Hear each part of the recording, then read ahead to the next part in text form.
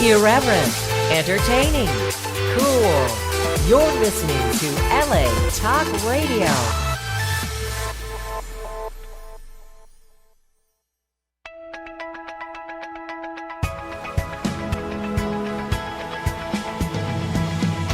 You're listening to Question Reality with Priscilla Leona, right here on LA Talk Radio.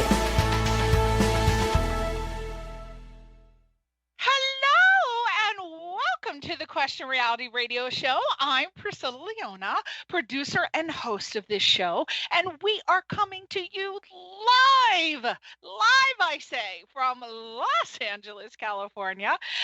For 11 years, we've been providing our audience with entertainment industry career advice. Now, this show is for you if you are questioning your career reality and thinking about pursuing a career in show business, or if you're already working in the entertainment industry and are just interested in tips on how to elevate your status. The guests on this show include Emmy winners, Grammy winners, Tony Award winners, reality TV stars, producers, directors, casting directors, talent managers, actors, singers, comedians, writers, PR agents, publicists, screenwriters, script supervisors, stunt people, celebrity makeup artists, entertainment lawyers, and I could go on for the next hour. We have everybody. If you want them on the show, send me a message and we will have them on the show. But we pretty much, in the 11 years we've been on, have covered almost every profession. There are still a couple professions that I have not been able to find anyone to come on because they're behind the scenes people and they're too shy to come on. But I'm still working on it, for you. Now, if you missed any of our shows, here are the 3 ways that you can listen to our past shows. Number 1, go to our archive page, which is on latalkradio.com on the website, latalkradio.com, and you just search for our show title, Question Reality. Number 2, you can go to iTunes, Google Play, the Google Play Store, Stitcher.com under the podcast section, obviously. And number 3, I would highly recommend download our free mobile app. That is the way to go. You can get it obviously on the App Store, the Google Play Store. Yeah, people say, why do you have to announce that? Well, you know what? You'd be surprised at how many people go, oh, where do you get a free mobile app? It happens, people. People who have cell phones still don't know to go to the App Store and the Google Play Store. So I have to announce it. That's why. That's the answer to your question. Now, when you download the free LA Talk Radio mobile app, please consider exploring all of the other shows that are on LA Talk Radio, because there are a bunch of really super fun hosts, and the topics, I mean, it just runs the gamut. They discuss a wide variety of really exciting and informative topics. There is something for everyone on LA Talk Radio, and so I would highly recommend you check it out. And finally, if you want to be a guest or refer someone to be on my radio show to promote themselves, their products, and keep listeners excited, and also help them with sage career advice, we are currently booking for the end of the year. So November, December, please go. We're always booked 6 months to a year in advance. I try not to book so far in advance anymore, because what was happening, my show booked the year, and then when my assistant calls to say, oh, by the way, we're calling to confirm, people are on tour. They're on tour on Europe, and, or they have, something always happens. So I'm trying to keep it at 6 months now. So anyway, we're currently booking for November, December, and then January for the new year. So please go to our official website, not latalkradio.com. That's the radio station website. You want to go to questionrealityradioshow.com, questionrealityradioshow.com. And that's where you see a list of people that are coming on the show. And that's where you can submit to be a guest on the contact link. So just click that and we will consider ya. If you're working professionally, we will consider you. Now, Very excited to finally have this guest on the show. He and I have been trying to work it out for a while now. I have been getting so many requests over the years to have someone on the show to help musicians and actors with information on how to shoot a music video. And finally, today is the day. Our guest's name is David Lynch, and David is currently working as a freelance creative. I love that, a freelance creative. That's a great title. He's specializing in video editing, motion graphics, and videography. And David has a dual work life where half of his time is spent editing corporate commercials, interviews, real estate videos, and weddings, while the other half is spent making visual content such as music videos, promos, and event videos for EDM artists. So on any given day, David is living the life. He could be at home cutting together the next informative video for San Diego Gas and Electric, or he's out at the club hunting women. Well, not actually. He's out at the club until 2 shooting a flashy video for DJs from Quicks to Sick Dope. So David is self-taught, which I am so impressed by. I am always impressed by people who are self-taught because it takes twice the dedication to become self-taught than, oh, well, you know, I'm going to school and blah, blah, blah, I have to learn it. And then, blah, blah. No, because your parents usually get paid for you to go to school, and they're like, you are going to school, you little bitch, whether you like it or not. You're gonna get educated. Oh, but you know, to be self-taught, that's most impressive to me personally. And David is thankful every day, which I can imagine doing what he's doing. He should be thankful every day to be doing what he does for a living, because there's so many people that unfortunately their situation does not allow them to be able to do what they want to do as a passion and make money doing it. They have to work a Monday through Friday 9-to-5 job that they don't want to be doing. You're lucky if you do work a Monday through Friday 9-to-5 job doing what you want to do. That's the best, because then you got medical benefits. But you know what I'm saying? If you don't, then you know it's hard. So here's what I'd like everybody to do now. Please consider going right now to David's website, and I am going to spell this out for you because I have not asked David how to pronounce this darn word. So it's visual hyphen, and I hope it's Frisson, but I'll spell it VISUAL hyphen FRISSON. Again, VISUAL hyphen FRISSON. And the reason people say, why do you put hyphens in? Well, you know what? If you don't put a hyphen in and there's a hyphen in the website name, you can end up with a totally different company. And it could be similar. This has happened to me many times. It can be a similar type company and you think that you're on the right site. So don't forget the hyphen. And also go to his social media sites. Now, David Lynch is on Instagram under, again, and I want to tell you how much I love David rocking and branding and keeping it consistent. What do I go on about a million times? When you are creating a brand for yourself, keep all of your social media sites and website consistent. Do not go giving yourself different names. Hey, I'm too sexy for my shirt.com, but your name's John Smith. No, you got to keep it consistent. Branding. And David has done that here. Visual-Frisson.com, Instagram, VisualFrisson. I'm saying that right. You can check his name, his reel out. Oh my gosh, wait till you see this reel, people. You're going to go, holy shit, he's so creative. I want him to do my music video right now. He is on Vimeo, and he's on Twitter under VisualFrisson. Again, rocking that brand name. And then he's also on YouTube. So YouTube, Twitter, Instagram. But ironically, he's not on Facebook. We're going to find out why. But I would imagine, I don't know why. I don't know. We'll ask him.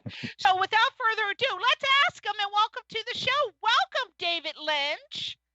Awesome. Thanks for having me. So excited to be on. I know. Well, David had a little, we were supposed to meet in the studio today at the radio station, but David had a little car problem. So we are doing this a la carte. We are doing this in the privacy of our homes with a cocktail. And I've got a 16-year-old Asian boy doing my feet. And I don't know what David's got going over there, but we are enjoying being in air conditioning and at home. So, all right. So I wanted to first, how is that pronounced? VisualFrisson? Oh, yeah. Did I get it right? There's probably a couple ways to say it. I pronounce it Frisson because I like to say it Frisson. Okay. But I think actually it's a French word, so they pronounce it Frisson. So that's a little too fancy for me. But did I automatically pronounce it with the French pronunciation? Oh, I'm too fancy. You can. Too fancy for my own good. Okay. So again, please go to his social media sites and give him a little thumb to help support his social media digital footprint. You know, David, how thirsty we are for those little thumbs and follows these days, right? It's no, I appreciate that. Right? They're like panic. Oh my God, I didn't get like 5 likes. Why didn't he give me a thumb up? Oh, we're just so crazy. But that's the reality of the world. I don't know, David, if you watch a show called Black Mirror, but there was. Of course, yeah. Oh my God, did you see that episode called Nosedive, where it was about a world where your whole life depended on how many social media. Yeah. Oh my gosh, I love that episode, but it freaked me out. And I said to my husband, I said, I am telling you now, because that show is a couple of years ago. I said, I am telling you now that is the way of our future. That is how things will be. Now, I was thinking, David, maybe 5 years from now, but have you heard about China? They saw that episode and they have already started implementing that policy in their country. Go to YouTube. Oh yeah, it's scary. Did you see that? You already saw it? Yep. Woo! Yeah, I mean that episode hit a little close to home. So yeah, we'll see how things go in the future, but it was pretty scary once it started going. I know, but China's like, oh, that just fits right into my mentality. I like that. Everybody's going to get rated now. So they've already started incorporating it into banking. You're going to get a loan. You'll only get a loan, depending on how many likes you have. And then you won't be allowed to get like benefits and perks, and your kids won't be able to go to the best schools. Wow. Oh, it's crazy now, David. Crazy. Anyway, let's give David some thumbs up. We want to help him. So in case he ever needs a loan from China, he'll be able to get it, Well, again. Well, I appreciate that. Yeah, for sure. Now, I'm happy. So happy to have you today answer some music video making questions because first, I love the name of your company. We've gone back and forth with the spelling, but I want to know why did you decide on that title? I to be honest, I originally got into video editing. I always liked music, and then I started video editing to just combine a visual aspect to the music. And the word frisson actually is a word for, like, if you ever listen to music and get goosebumps on the back of your neck, or like your hairs raise up and you get that weird feeling. So that's actually what the word means. So what brought me into it was just that feeling that you get where you just watch something or hear something and it just transitions to like a physical reaction. Yeah. Because I looked it up, and it's supposed to be like a strong feeling of excitement or fear or like you get a thrill. So I want some more frisson in my life personally. Exactly. Frisson. I'm going to put a personal ad out. Anyone seeking interest in giving someone some frisson, then contact me. Now, most of your job titles are obviously self-explanatory, but for those who aren't familiar with your particular career path or know what or even know what each of your job titles entails, sure. Can you just briefly tell us about them? Let's just start with something that's not always a common title. Let's start with motion graphics. Explain what that entails. Yeah, motion graphics. Mainly, like what I do for that is anytime people need, probably it's anything that isn't filmed or like no photography, you need titles for your video or something like that, or even animations are very popular these days to be able to make quick video content. So pretty much, it's hard to describe, but yeah, like the easiest thing would be like titles. Like if you needed like a lyrical video, a lot of people see lyrical videos now. Like main title design. Exactly, and a lot of like animations. It's like stuff that you see. So people who don't understand, like you go to a movie, a Superman movie, and then you see like the Marvel Comics animation, right? Am I right? And then you may see like kerpow, that's part. Is that motion? What you would consider motion graphics? Yeah, like definitely the titles that come in before the movie are definitely should be considered motion graphics in my opinion. I feel like on a base level, if like you see a commercial that doesn't have actual video in it, it could be kind of like a 2D animation, which is very popular because you can kind of get it done without having actors or lighting or model. You don't have to go and shoot, and you can make a whole commercial just right on your computer. So that would also be motion graphics. Well, what's the difference between 2D motion graphics and 3D motion graphics or 4D? I think there's a 4D too, but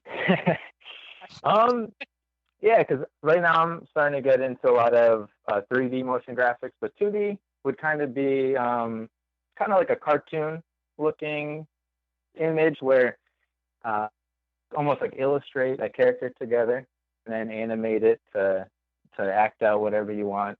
And then in 3D motion graphics or 3D design would be you're actually making a model of something like a person or an object, and it's actually in a 3D world. So then you can light it with artificial lighting and put materials on it and create, like if you see like a car commercial these days, sometimes it's just a 3D model of a car. And things like that. Well, would motion graphics, would that apply to, say, video games? Is that motion graphic? Like when they do like Grand Theft Auto, is that motion graphics or? No, that would definitely be more along like the 3D line, but it's definitely a whole nother world of, like video game design is similar worlds, but definitely two different paths to take. Somebody hire you, say they wanted to do a short film or a music video, right? Would they hire you to do the motion graphics that would come before the actual music video or the short film? Actually, in my situation, like the main title design. Yeah. So like any text that would be on the screen, I would do. But to be honest, like probably my motion graphics skill is just out of necessity. Again, like if like I'm a video editor and someone comes to me to do a music video, instead of outsourcing or getting someone else that can do the motion graphics, it kind of just came up as a necessity that I need to figure out how to do that. Yeah. Oh, good. Now, making visual content such as music videos, promos, event videos, and you said for EDM artists, what does EDM artist stand for? So it's a term for electronic dance music, which is it's a very generalized term these days. It's mostly like electronic music you would see Oh yeah, like a DJ up on stage. like Dua Lipa and Calvin Harris. Is that Kind of on the right track, but definitely like Calvin Harris. okay? I'm trying to Yeah. think like Okay. names like Tiesto or like Marshmallow's a huge DJ. So it's like kind of in the club, or if you went to like EDC or any of those festivals, like definitely electronic dance music. Cool. Well, you get to hang out and hobnob with the hipsters. Okay. Yeah. All right. So, like so many other people who went to college to pursue a completely different field, Hmm. I understand you did that. So, what was it, Yep. and why did you decide it wasn't for you? Yeah, I decided to go to college for actuarial science, which is completely Oh a my whole God! nother track. I have a client. I own a website design company, and I have a client who's an actuary. Yep, So, that was originally what I wanted to do. oh no, you have too much personality for that. Gotta Yeah. say, that's too Oh yeah. mild. That's too Clark Kent. Once I got to college and kind of saw the people that were going to be actuaries in my classes, I quickly realized it probably wasn't what I wanted to do eventually, but I love math and kind of learning all the probability and statistics aspects. So I stuck it out just so I could learn as much as I could, but kind of had a feeling that it wasn't going to be what I was going to do eventually. Did you switch majors, or did you just say, I, I'm out? Yeah, I just know I stuck it out. I really did enjoy what I was learning, so that was at least the good part of it. But yeah, it just was too desk job kind of boring. I don't know.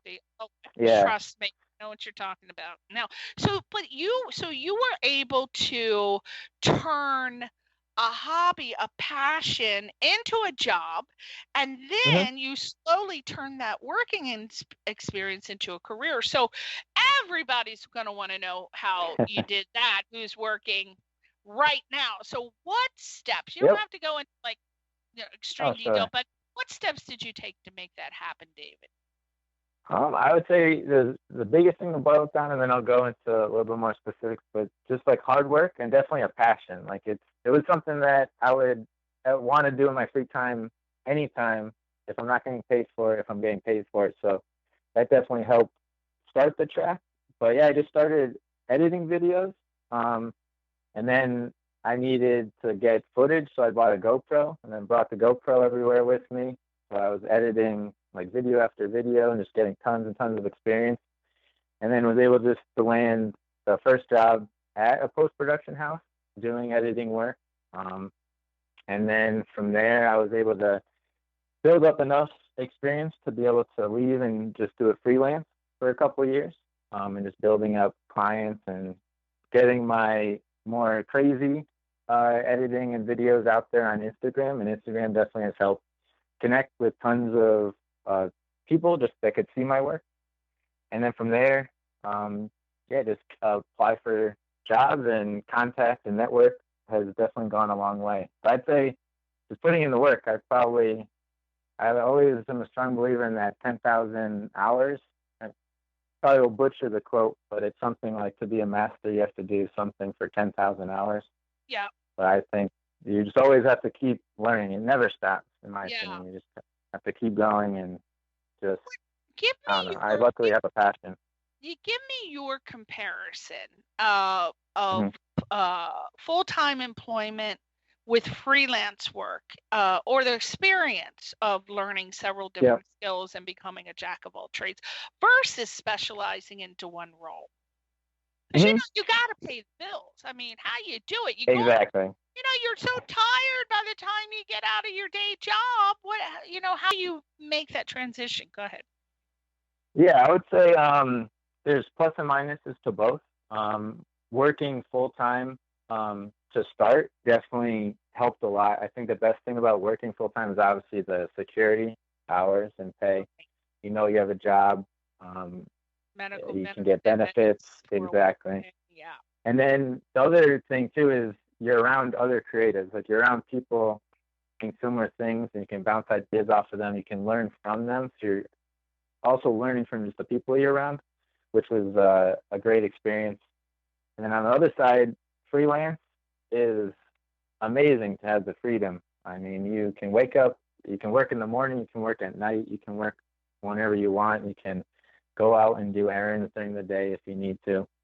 So it's definitely very enjoyable on that aspect, but then it's a little bit more stressful on what if a client doesn't need you anymore and you have to go out and work, and like then your pay can come in swings, and then you have to get health insurance yourself. So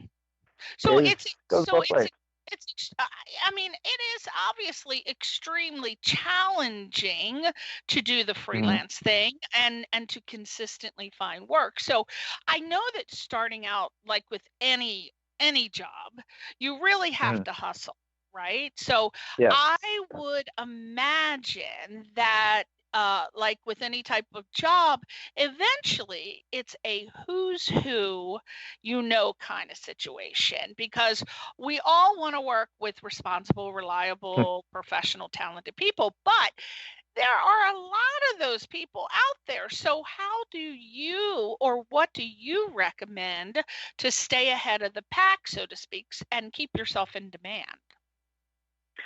Yeah, it definitely is who you know. I would say that helps a lot getting jobs. I would say one helpful thing is never burn any bridges either. Just always be as nice and easy to work with as possible, because then you'll get referrals.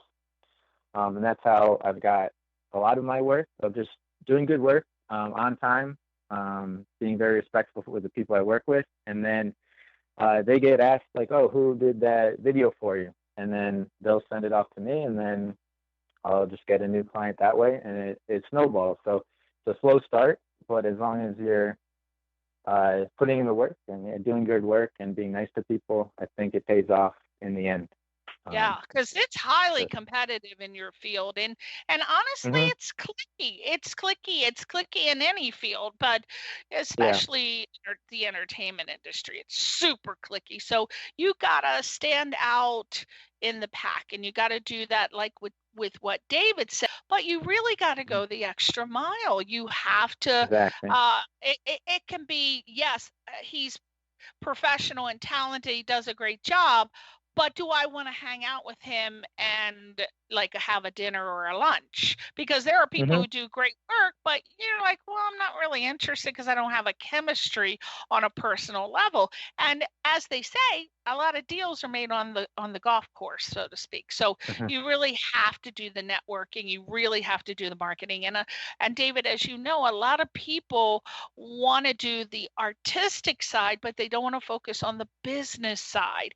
And that is something you must do. And the business side, unfortunately, includes networking and socializing. Doesn't mean you got to hang out and like smoke a doobie, with these people, or stay out all night long, but you do have to be personable and friendly. So there you go. I think that's one of the biggest troubles with our industry is that it's a bunch of creatives, and it would be great if you could just do your art, but if you're freelance, you have to be both sides of the business.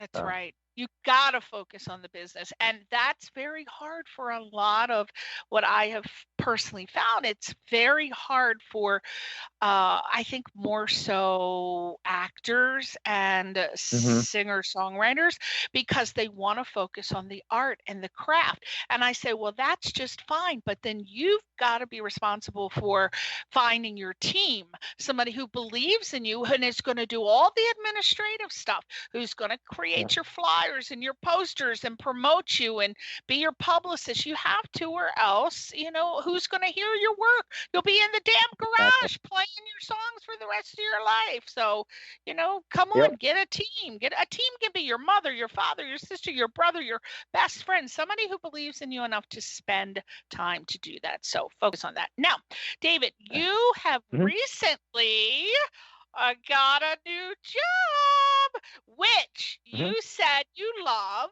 and it has been a great step in your career, but it includes several NDAs. So I that you won't be able to go into details about that job, but David, when I heard NDAs, my little Vulcan ears perked up.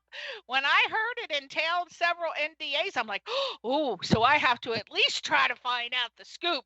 So can you tell us anything that you can? We'll take any nugget or tidbit. And the reason is so that we can follow you and watch it come into fruition, because that is whether you realized it or not, when you say, oh, yeah, I can't, I signed NDA, so I can't really discuss them. What interests people more than that, right? Because now we want to watch and see what's David doing. So give us what fair enough. What can you do? I'll definitely try to give you what I can. Don't want to go into who I'm working for or with at this point, but I do want to say that it is a dream job for me. I've always gone into it wanting to mix my creative editing and video background with music. So I was able to get a job in the music industry, working with artists that I really like. So I get to do that on a daily basis now. And I'm around a team of other creatives that I'm learning a ton from. So I can't, there's probably nothing I can give you so you can follow me. But we want to follow you. Are you posting though? Are you keeping your followers updated on things? Because that's very important that you keep us interested. Are you doing that, or do you have a team that helps you out, or are you doing it all by yourself and trying to fit that in? Well, right now, probably I'm definitely slacking on my social media, getting uploaded just because I'm so busy with things. And it's the type of thing where I probably can't share too much on my personal social media, at least right now. It's still early, so just throw something out, throw some bones out, and just say, "Ooh, I'm working for a job, and I had to sign several NDAs, but stay tuned." And they'll be following you for a while because I am the expert of networking and marketing. I mean, that's what I majored in college, so I can tell you how to drop some nuggets and some gingerbread trails. So do that, and hey, if you need help, you just shoot me something over, and I'd be more than happy to post it on all my sites. And I have thousands and thousands and thousands of followers, as you saw on Twitter. I have 32,000 followers, and then Facebook it's 15,000 followers. And so I'll drop it for you. I'll drop it like it's hot, David. Drop it like it's hot. Okay, so you're currently working on a music video, which I think is separate from what we were talking about, the NDA. And I understand that. Can you tell us anything about it, like the artist's name or a website, or just anything that you would find interesting about doing this particular music video? Or is that the one you were talking about with the NDA? Nope, this one's a little bit more relaxed. This is a music video I'm working on with an artist called Uzi, which makes trap music. So I've been a long time fan of his, and then through a contact, it just worked out that I was able to work with them on some event videography work, and then this music video came up, and we're just in the process of making it. So I'm not sure when it would be out officially, but it's been great so far, and I'm actually meeting up with them later tonight to shoot some more scenes. Okay, again, we got to drop that on our social media site. Send it on over to me. I'll put my assistant to work and I'll make her work for you as your administrative assistant too. She won't mind. But she said you were already really cute, but let's not go there. All right, so audio reactive editing technique. Woo! What the heck is that? It sounds exciting. Tell us about it and how is it used? It's a blast. I think that is where kind of my skills that I got with actual science and definitely my math-orientated mind is paying off now. There's a program called After Effects that I use for a ton, and any motion probably already know that program because that's probably what they use. That shit is hard. tried to learn Okay. that. I cannot. It's just too hard for me. So, but you're good at It math. took me a while. So, Yeah. yeah. So that'll come naturally. But what is it used for? How can you say you're Yep. making a music video? How would I incorporate that?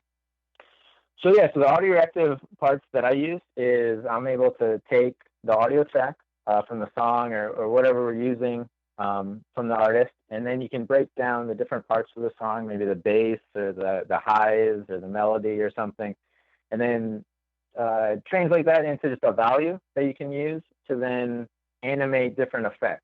So it sounds very confusing and probably would take a long to even explain it, but what it does is you can have the video effects just going to the music without you having to do much. The music kind of does everything for you. And it's something that I've tried to cultivate over the years and just keep experimenting with. And people seem to like it. So it's definitely helped. Is that a new technique, like within the last, say, 5 or 10 years? Or has that been around for a long time? It's probably been around, but I would say it probably wasn't easily used as probably I started pretty much editing using After Effects 5 years ago. And at that time, you could see some things people using, and it's like probably used for different things, but I use it pretty much on every single project that I make. Every video I make has something that is going to be run through the song, and something is going to be just seemingly going to music. And it just helps. What would be a video on your reel that we could look at and say and see what that actually is? Yeah, definitely. I mean, even the first video on my Instagram, if that the shapes and the visualizer is kind of just plugged in, and the song is causing everything to move and the colors to change. And if I put in a new song and then re-rendered it out, it would be a completely different visual and a completely different design just based off the music. That sounds technical. Now, you are apparently having learning new challenges. You have new challenges of learning Cinema 4D and creating 3D animations and renders. First of all, again, what the heck is that? And how do you use that? Yeah, so that's definitely the next step. And if you're saying After Effects was hard, Cinema 4D still very, very daunting to me, and I'm still just scratching the surface. But what it enables me to do is you can create very visually, like more visually stimulating images or kind of designs in the 3D world, and you can kind of light them differently, and then pull that asset that you made into After Effects and then make the video with that. There's a couple things on my Instagram that I recently got into. Like, I realized you could get motion capture data from Adobe for free. So then I was having fun. You could have like a character just dance, kind of. You could just program like a dance move that they have and have some fun with that. So there's a couple on my Instagram. On your Instagram, do you, just so I can again refer people to see what that is, do you label that out, write that out, like, oh, this is an example of my Cinema 4D and 3D animation and renders? Because how would we know what that is? Yeah. Do that, or? Most of them I try to at least tag Cinema 4D, or is the hashtag C4D, and then in a bunch of the hashtags I'll remodel or Cinema 4D. But yeah, you'd have to look in the description. Okay, so everybody go on his Instagram and we can hopefully see that. Because I went on and I was watching a lot of your stuff and I saw this really cool stuff, but I don't know the difference of, I wouldn't know if it was the Cinema 4D or if it was the audio reactive editing technique, because I'm not in that world. So we see all the cool stuff, but we don't know what was used. So maybe you can put that on there, because that would entice people to want you to do their music video if they see that, and they'll know exactly what to ask for. Now, David, I know this is a very lengthy and detailed process, and we can't possibly spend too much time on it, but people want to know this. This is pretty much out of the 57 questions. The gist is, could you give our audience the very basic steps that cover making a music video in an ABC 1, 2, 3 explanation, like anything you can give? Because a lot of singers and musicians, they're intimidated by, and here's my reasoning for wanting my audience to know this, because I have been, David, for years, I have been telling people that, because I'm a judge in 2 film festivals, international film festivals, and I have been telling people for 11 years now, musicians, singers, songwriters, make sure you enter your music video in film festivals. So here's the reasoning why. You can be nominated and win awards in numerous film festivals because they are accepting music videos now. And and it is the smart person who enters their music videos into film festivals, because here are the reason why. A couple of reasons why. And I encourage, again, singers, songwriters, musicians, and even actors to do this. One, huge exposure and recognition for your band name, your name, the song. You get excellent opportunities for filmmakers to hear your music and then want to hire you to create an original song for their next film project, or they might ask you to use one of your songs from your catalog or some of your original repertoire. So I could go on and on and on for reasons, but the bottom line is that I have found a lot of singers, songwriters, musicians don't make that business connection and miss out on the opportunity. So when you're making your music video for your clients, you might want to drop that little bit of information. Hey, you should consider entering in film festivals, because there have been so many people that have gotten work and are getting work doing that, because now that film festivals accept that, it is like the thing. So anyway, back to making a music video, just a really basic ABC 1, 2, 3, and focus on doing it like low budget or ultra low budget, because music videos can range from $0 to hundreds of thousands of dollars.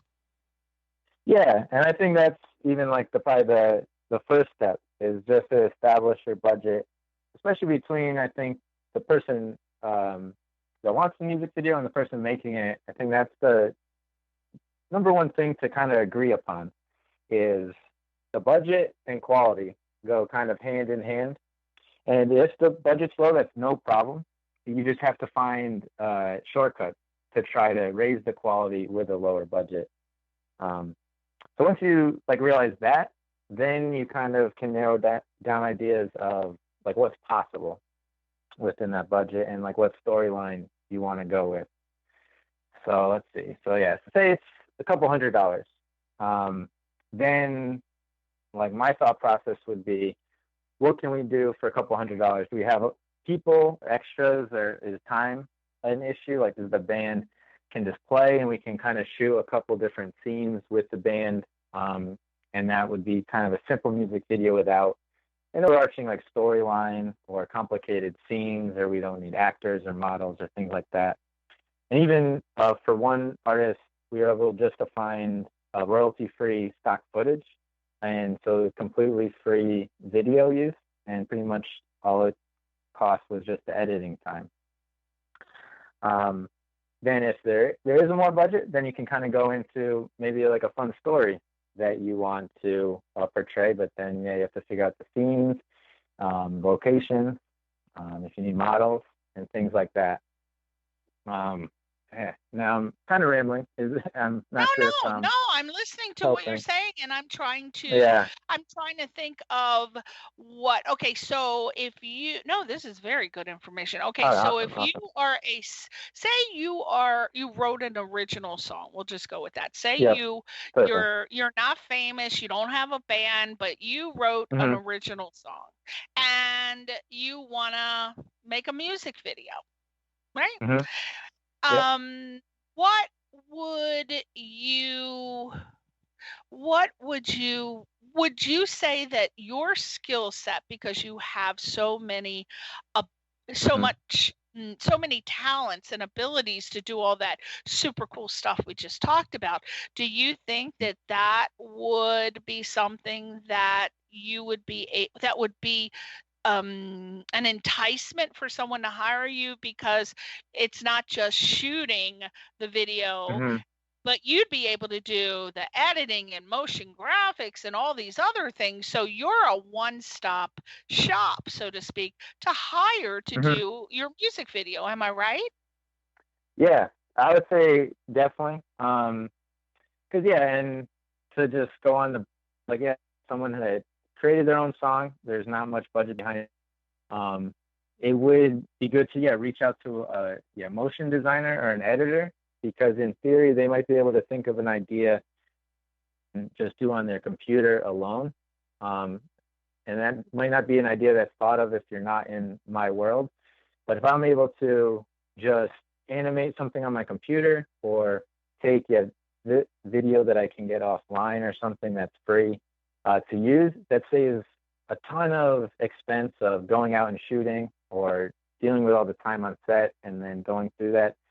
So yes, you reach out to like a video editor that could help you out, or definitely a motion designer. There's a lot of people, like lyrical videos are popular these days because someone can just make them from their computer, and it's only kind of like the hourly rate of someone making it on their computer. They don't have to go outside their house and create something.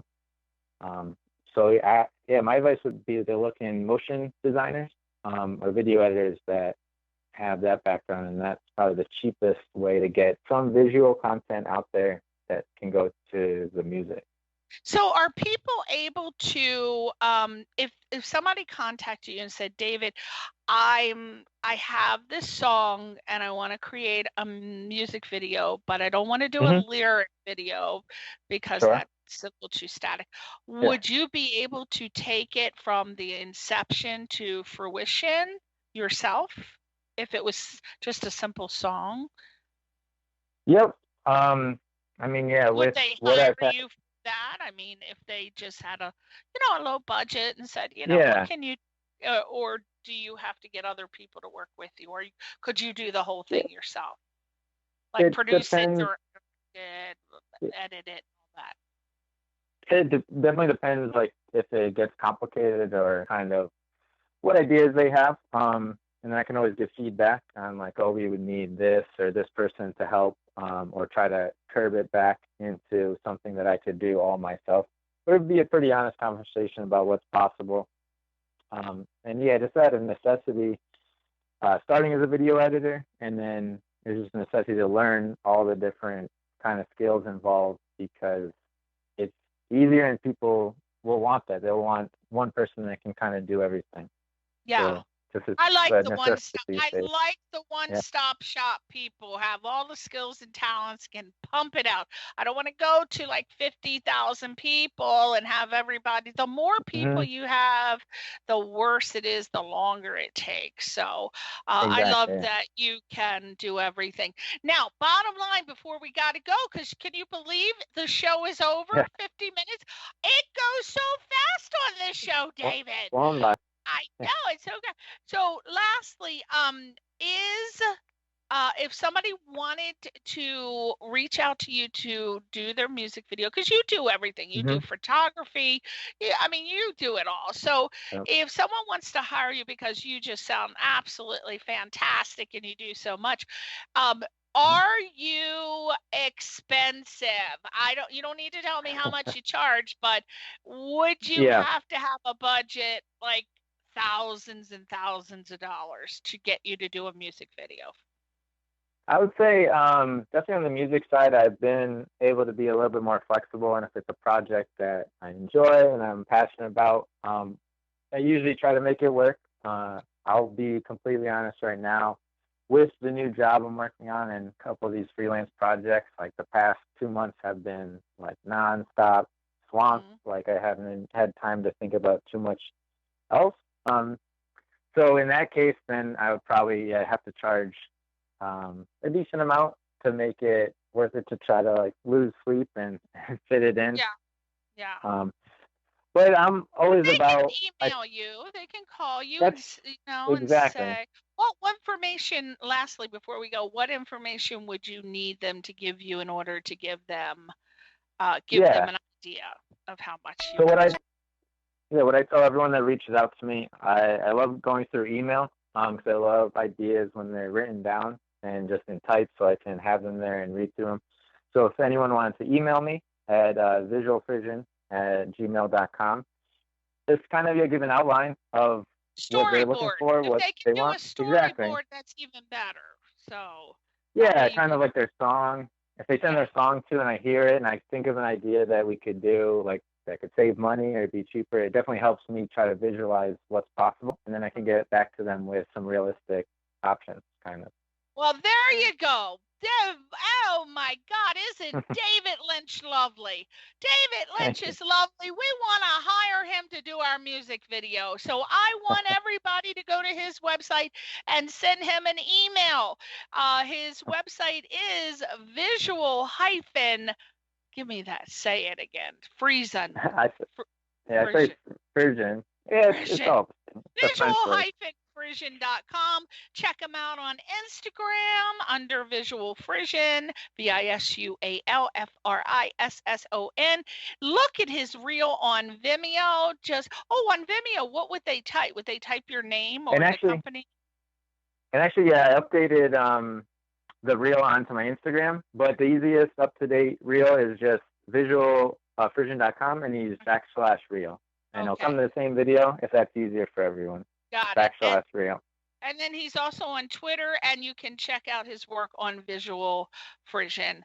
Oh my God. Well, thank you so much. You've got to come back because we didn't even scratch the surface on all these darn questions that I got. So I know I'm going to get reamed for not bringing up the question, but would you consider coming back next year? Definitely. Oh, I would love to come back. I love being on, and hopefully I'll be able to come into the studio. I prefer talking in person. I'm bummed it didn't work out. Because we could have done Facebook Live today, and then the ladies could have gotten a gander at that pretty little face of yours. But we'll have to do that next time. Yeah, let's do that. We'll set it up, and then keep us abreast about the NDA thing, and I'll promote it whenever you can feel comfortable doing it. And maybe by next year when you come on, we'll be able to talk about it then. That sounds great. I think that'll be a great time. All right. Well, say goodbye to your fans, David Lynch. All right. See you guys, and thanks for having me. Thank you so much for tuning in today. We'll see you next week on Question Reality. Bye. Bye.